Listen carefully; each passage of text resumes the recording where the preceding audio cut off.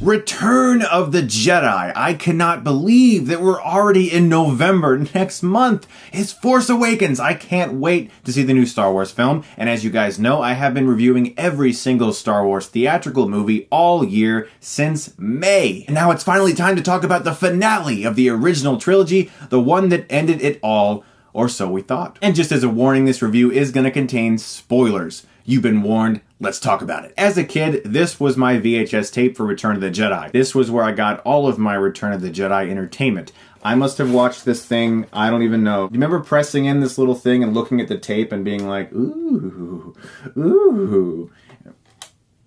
Sorry. And as a kid, this was always my favorite film. Return of the Jedi is by far my most nostalgic Star Wars movie. It's the one that I have the most personal connections with. In preparation for this review, I of course rewatched the movie, and my parents were over at the time, so I rewatched it with them. So it was like the prime experience, like Return of the Jedi with my family, how I grew up watching it. It was like this gigantic arc happened from childhood to adulthood. It was insane. All of the little puzzle pieces were just in the right place for me to have the greatest experience ever and relive my Return of the Jedi nostalgia. But rewatching the movie, it does have some flaws. It is not a perfect movie, so let's discuss some of those flaws as well as some of the positives. The movie opens with Darth Vader coming out of his ship, and it's this big epic intro with his music playing, and he's walking through this new Death Star, which is kind of a silly idea. It's like the last one didn't really work out, guys. You might not want to try that again, and you really don't want to have another reactor or something that someone can fly into and blow up, because it didn't work out for you last time. And Vader warns this extremely frightened man that the Emperor is on his way to observe their progress. The Emperor is coming here? That is correct, Commander, and he is very displeased with your apparent lack of progress. We shall double our efforts. It is really hard to say that as fast as he says that. We shall double our efforts. And after hearing about Jabba the Hutt through whispers through the last two films, we finally get to see him when C-3PO and R2-D2 go to Jabba's palace. That's right, Jabba wasn't in Star Wars A New Hope. No matter how much Lucas wants you to think he was, he wasn't. And I gotta mention Jabba's design and the practicality of it. The fact that it's a real thing operated by many people. It's incredible design, and to this day I look at that thing and think that is a living, breathing creature. Now Han Solo is still there, frozen in carbonite from Empire Strikes Back. And this is one of the first examples in Return of the Jedi where I noticed there was going to be a lot of exposition. C-3PO's like, look, Captain Solo, and he's still frozen in carbonite. Just in case you forgot. And of course, Silicious Crumb.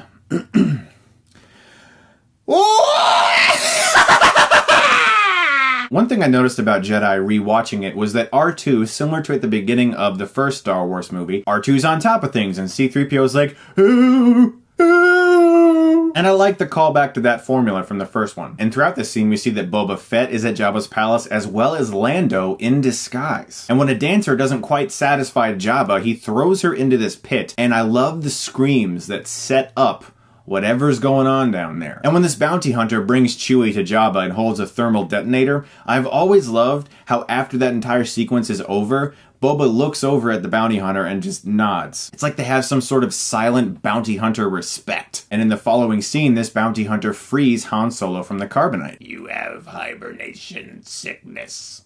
Your eyesight will return in time. And of course, it's revealed to be Leia, and it's a sweet, like, aw moment. Like, Han and Leia are together, yay. And Jabba's there and ruins it all.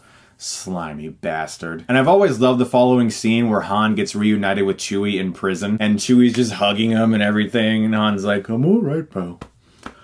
I'm alright. But before Chewie hugs him, and he's not sure if that's Han, the sound that he makes when he's in the dark, it's my favorite Chewie sound ever. It's like, Now we get introduced to Luke Skywalker, but he's not the Luke Skywalker from A New Hope, and he's not the Luke Skywalker for Empire Strikes Back. This guy is a badass. He no longer wants to go to the Tashi station and pick up some power converters. He no longer wants to blast off and face his father without completing his training. You will take me to Jabba now. Adu taku to Jabba now. Before Jabba, Luke reveals his plan to bargain for Han Solo's life in some way, and Jabba doesn't want anything to do with that, sends him into the Rancor pit, and we get to see what this creature is. And it is a marvel of stop motion. However, today, certain shots don't hold up that well, at least compared to the special effects of the first two films. Usually whenever Luke is on screen and he's obviously looking at a blue screen of some kind, and it just doesn't hold up as well anymore, but the actual stop motion creature, any wide shot of that thing moving, it looks magnificent still. And I gotta talk about the Rancor Keeper, okay? I gotta talk about him. You know, the big chubby guy who looked at the Rancor and he's like, and his little friend is like, Igabaya, Igabaya. I don't know what they're doing, but he's so sad about the Rancor. And when I was a kid and I collected the Star Wars figures, that was one of the last ones I got, because I was like, do I really want this thing? And in the following scene, we're introduced to something that was, I believe, integral to my puberty, and that is Carrie Fisher as Slave Leia. There's been a lot of talk about this, you know, that it disrespected her strong character and everything. But when I was 12, it really didn't bother me. And during this sequence where Han and Luke are meeting each other again, and Luke is telling Han to be calm, it's going to be all right, we have a plan, there's a lot of that blue screen projection shot stuff going on right here, and it doesn't hold up anymore. And since I talked about the degrading effects of Phantom Menace, I had to talk about them when it comes to Return of the Jedi as well. The other two films barely have anything like that.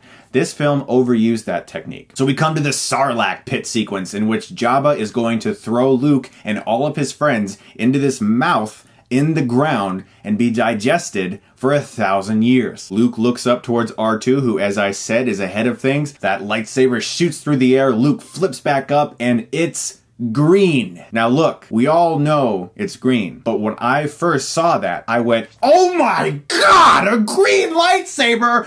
Wow! Like, I had never thought of that. As a kid, I was just like, yeah, they're all blue and red, right? When I was a kid, the only reason I told everyone my favorite color was green was because of Luke's lightsaber. And he starts slicing and dicing, and I got goosebumps everywhere watching this movie again recently. Lando reveals himself, he starts helping out. Now let's talk about Boba Fett in this sequence. I love the line. Boba Fett. Boba Fett. Where? And he just dies, like, in the easiest way. It could have been, like, so much better than that, but I have a feeling the filmmakers almost underestimated how popular Boba Fett was. And Leia gets her revenge on Jabba by choking him out with a chain, which in some way also added to puberty. I'm not sure how. I've probably said too much. Now, rewatching this sequence as an adult, I must admit there are times throughout this scene where some of the shots could have been better. A lot of the shots where, say, Lando is about to fall into the pit are from far away, very zoomed in, not a very impressive shot, really. So after they escape Tatooine, Luke heads off to Yoda for some unfinished business, and we get our first real introduction to the Emperor. Now, Ian McDiarmid as the Emperor, he's amazing. I mean, he just was vile and disgusting and just gross. And it's not just the makeup. The way he moved his body, the way he held his hands, the way he hunched over, his vocals, everything was just pitch perfect. Also, it was very jarring, in a good way, to see Vader subservient to somebody. This is who he serves. This is his superior. And that was something we hadn't really seen in the other films. Just like with Empire Strikes Back, Yoda is the best. He's still happy and optimistic and silly. I do. Yes, I do. When 900 years old you reached, look as good you were not. And as you guys probably know, Yoda eventually dies in this scene, but before he does, he confirms to Luke that Vader is in fact his father, as well as the fact that there is still another Skywalker out there somewhere. And Luke is just sitting there like, why don't people tell me things? Obi-Wan didn't tell me about my father. What's this? I have a relative? Like, he's like the most oblivious person to his family. Watching it as an adult, though, it did feel a little rushed. I felt like I was still kind of getting into the movie and not quite ready yet for a Yoda death scene. And even that was also very rushed. I wish there was a little more with him, because the Yoda stuff in Empire was riveting. Just the one scene in Return was great to see, but it felt abrupt. And like I said earlier, Return is a bit exposition heavy. Obi-Wan's spirit comes in to tell Luke some more stuff he needs to know. It's a little silly that he sits down, like his spirit sits down on a rock. I'm not like, it's nitpicking. Excuse me, Luke. I need to take a load off. Being a ghost is very, tiring. And this is where Luke figures out that Leia is in fact his sister, and it's a cute scene, you know, but then you think about Empire Strikes Back and you're like, oh boy, they kissed. I imagine Luke was in his X-Wing and probably got some of his Jedi mouthwash and was just gargling for an hour. Now in this sequence, Yoda as well as Obi-Wan are both just telling him you have to face Vader. They keep saying it over and over again, kind of to remind the audience, he can't be a Jedi unless he faces Vader. I get it. They just keep bringing it up, like, you need to face Vader, but he's my father. Doesn't matter. I can't do it. Doesn't matter, sorry. Now we cut to the other rebels, Han and Leia, and they're planning the eventual assault on the Death Star, which includes going to the planet Endor, where they have a base that needs to be destroyed because that's where the shield generator is around the Death Star. Now in this scene, Han meets Lando again, and they're fine, I guess. Hey, Lando betrayed you. You might want to be a little mad? We're to assume that in the time that's passed, they've made up. But the fact that the script glossed over that confrontation took a lot of the emotion out of what could have been there between those two characters. And I love our heroes teaming up, Luke coming down there. I'm with you too, guys! Leia! A little bit too close, Leia. Let's back off a little bit. What's wrong, Luke? Ask me again sometime.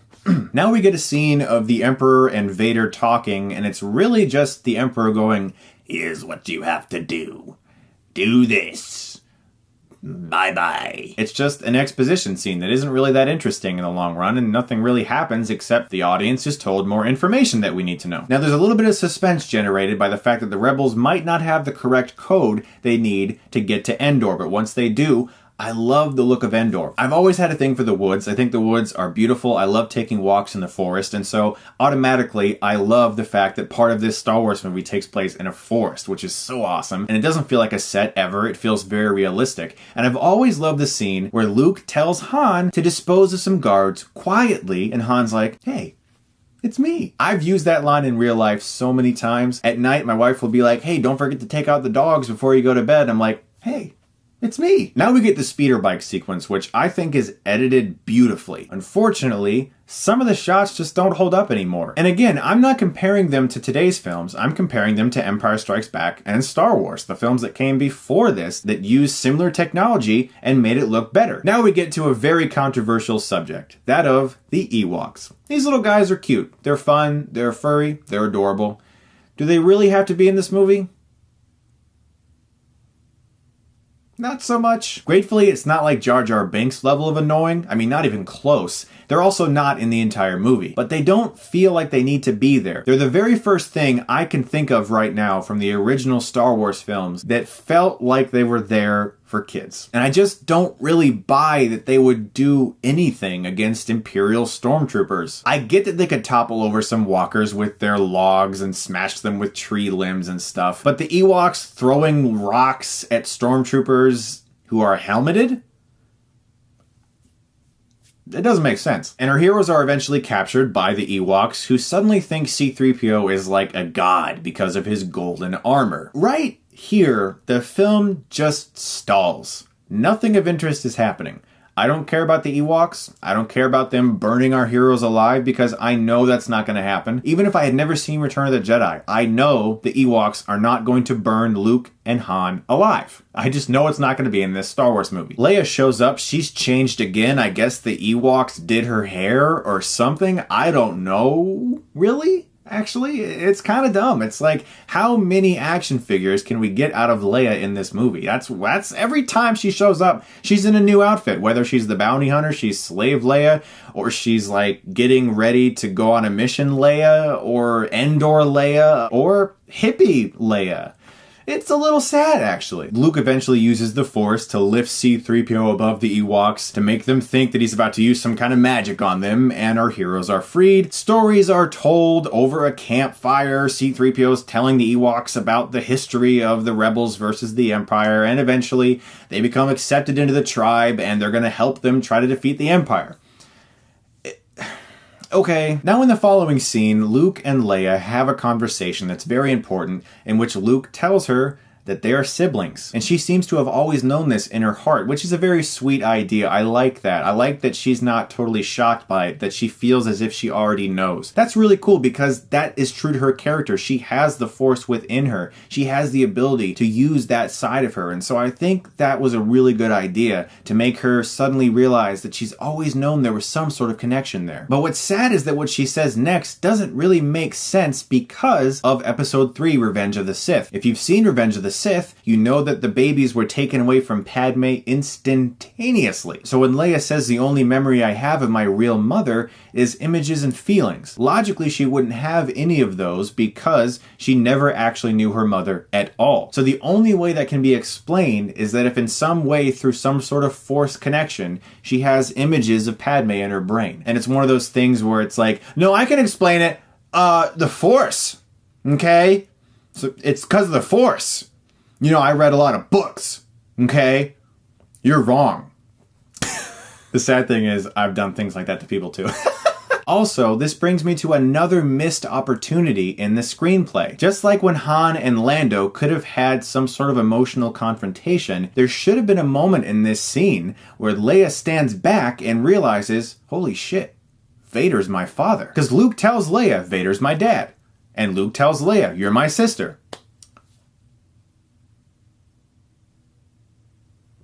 Leia, Vader's your dad too. There's never a moment in this entire film where Leia sits down and goes, oh my god, the second most evil man in the entire galaxy is my dad. They could have done so much with that, but they chose to avoid it. Luke then surrenders himself to Vader, and the conversation that ensues is very powerful. By far the best aspect of this movie is the confrontation between Luke and Vader, psychologically, emotionally, and physically. All of that stuff is really good. It's very riveting, and I like how Luke is trying to convince Vader there's some good left in him, and you get a little look behind the mask when he's like, it's too late for me, son. Oh my gosh, the ships, everyone getting ready for the assault on the Death Star, the Falcon flying around, Admiral Akbar, Neenum, and while Han and Chewie are breaking into that bunker, Luke comes face to face with the Emperor for the first time, and the Emperor starts taunting him. He's like, yeah, we know what the rebels are doing, and we're gonna kill all your friends. He's trying to make Luke upset, just like he did his father, so that they can cross blades, which eventually happens. And it's like, oh my gosh, this is exciting. And I love the shot of the blades crossed with the Emperor laughing in the background, because it shows this is the guy behind all of this. This is the mastermind of all of the evil in the galaxy. And as the rebels are approaching the Death Star, they realize the shield is not down, and It's a trap! Yes, Admiral Akbar, it is. You beautiful fish creature thing.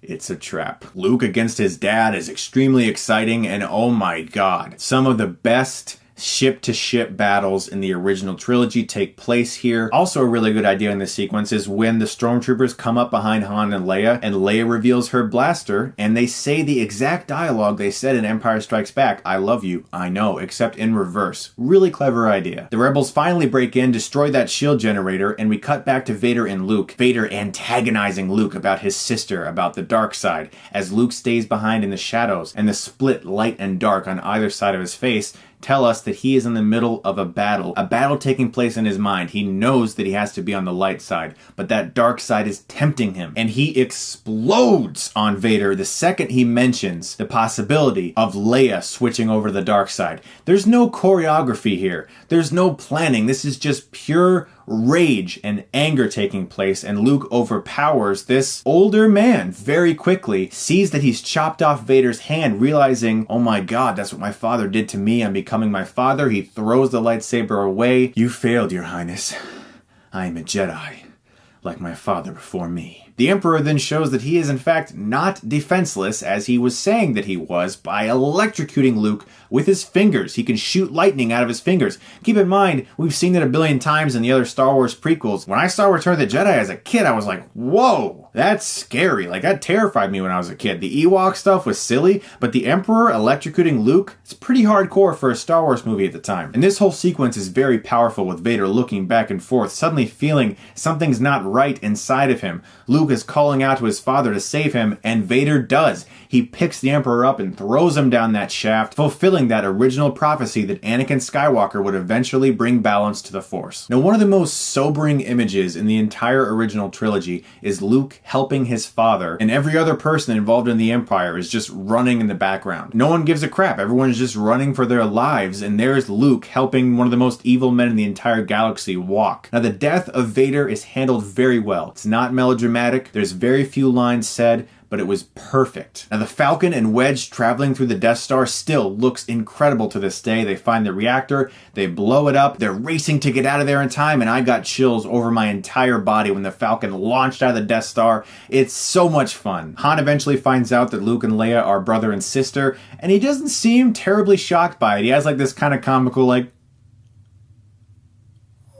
there's a lot of stuff in this movie that could have been more serious, I guess, and it was all just more played for fun. The funeral scene with Vader is very beautiful, and something struck me when I rewatched it. Luke is the only one in attendance. He's the only one standing there. I guarantee not a single other person wanted to stand at Darth Vader's funeral, just Luke. So celebration ensues, the Ewoks are dancing, everyone's happy, and, Return of the Jedi is over. The Star Wars trilogy comes to an end. Not a perfect movie, a disappointing movie when compared to The Empire Strikes Back. It is now, as an adult, my least favorite in the trilogy, which is strange because when I was younger, it was my favorite in the trilogy. I still have a lot of fun watching Return of the Jedi. It has a lot of amazing sequences and some very good drama, but some stuff is just glossed over a little too much, and there could have been more emotional conflict that was never explored, and it wasn't directed as well as the previous two also. I'm gonna give Return of the Jedi a B+. So there you go. I get called a Star Wars fanboy a lot, but in reality, as of now, I only love 2 Star Wars movies. So yeah, guys, what are your thoughts on Return of the Jedi? Let me know below, and oh my goodness gracious, Force Awakens is next month. I look forward to giving you guys my spoiler-free review of Force Awakens, as well as a spoiler review and a surprise Star Wars review. Ooh. Look forward to that, guys. Thank you so much, as always, for watching. If you haven't seen my other Star Wars reviews, I have a playlist of them on my channel. You can check them out now. As always, you guys are the best. Thank you very much, and if you like this, you can click right here and get Stuckmanized.